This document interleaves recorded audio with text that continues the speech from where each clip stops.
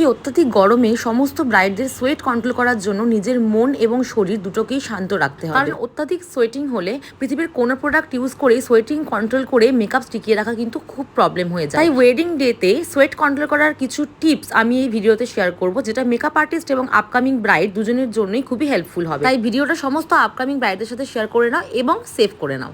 আমার প্রথম টিপস হবে যে ওয়েডিং ডেতে তোমাদের স্ট্রেসটা এবং টেনশনটা একটু কম রাখা।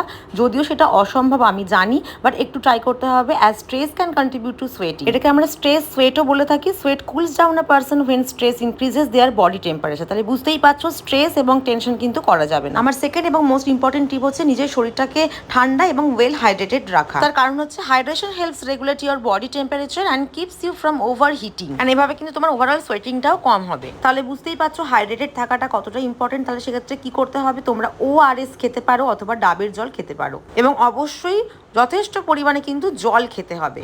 আমার থার্ড টিপ হচ্ছে অনেক ব্রাইড যারা হচ্ছে ভীষণ ঘামে, মানে নর্মালের থেকেও অনেক বেশি ঘামে এবং অনবরত প্রচণ্ড পরিমাণে ঘেমে যায়। তো তাদের ক্ষেত্রে আমি বলবো যে তোমরা ডাক্তারের পরামর্শ নিয়ে অবশ্যই অ্যান্টিপারস্পিরেন্টস খেতে পারো। সেটা কিন্তু অবশ্যই ডাক্তারের পরামর্শ নিয়ে খেতে হবে। এবং আমার ফোর্থ টিপ হচ্ছে শুধুমাত্র এরকম ভাবলে কিন্তু চলবে না যে এত সব করে অনলি ওয়েডিং ডেতেই তোমার হঠাৎ করে সোয়েটিং আসা কমে যাবে, এরকম কিন্তু হয় না। তাই জন্য তার আগে থেকে কিছু প্রিকশনস নিতে হয়। যেমন ধরো ডায়েটের প্রতি নজর দেওয়া, অনেক বেশি স্পাইসি ফুড, ক্যাফিন এগুলো খেলে কিন্তু সোয়েটিং একটু বেড়ে যায়। তো সেক্ষেত্রে স্পাইসি ফুড খাওয়া একটু কমাতে হবে। ওয়েল হাইড্রেটেড থাকা এবং যথেষ্ট পরিমাণে জল খাওয়া সেটাও কিন্তু মাথায় রাখতে হবে। এবং আমার লাস্ট আর সব থেকে ইম্পর্টেন্ট টিপস আমি বলবো যে ব্রাইড যেখানে বসবে সেই এনভায়রনমেন্টটাকে যেন ঠান্ডা রাখা হয়।